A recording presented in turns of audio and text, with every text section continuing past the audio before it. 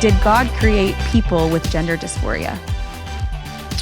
That is a big question. God created everything. And I think what I would want people to know, regardless of who you are, is that God didn't just create you like haphazardly, like he's putting together a piece of furniture and he's like, okay, I'll take, a leg, a cushion and kind of put you together. Like there is a reality to where he thoughtfully made you. And sometimes that can be really challenging if there's things about yourself that you don't like or you wish were different.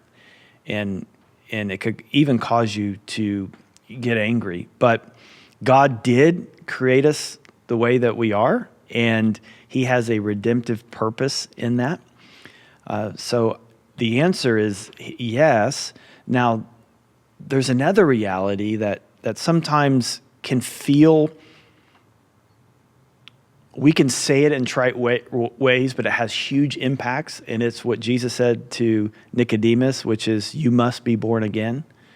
So we have our natural birth, but there's a reality to where we need a new birth. Like who we are needs to fundamentally change, that we need a new nature, that we must be born again. So there's a very real sense to where the way that we are born into this fallen world is not our true self.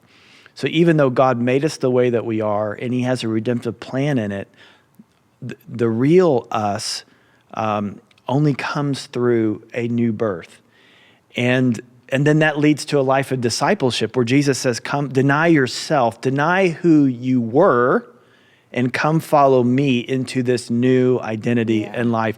These are huge statements that oftentimes we as Christians don't often think about the implications of until you get into something maybe as serious or as painful for someone as gender dysphoria or something else that seems like a heavier burden to carry. But we're all called by Jesus to be born again, that who we are naturally is fundamentally flawed.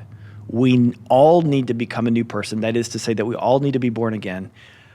We all come to Jesus not on our own terms, but we are, again, to deny who we've been, set that aside, and enter into this new resurrected life that God has for us. And that's a constant battle. I mentioned this in the sermon on Sunday, that the mind of God and the mind of our flesh are in this battle in the same way. And we often give in to the mind of our flesh and not give in to the mind of God. But that's for all of us. So simply put, yes, he did. But there is a redemptive purpose in it. He wants to use your background and experience and everything that you are, which includes your gender, but it's bigger than your gender, excuse me. And, but yeah, the call to be born again and the road of discipleship is the path we all take. That's good.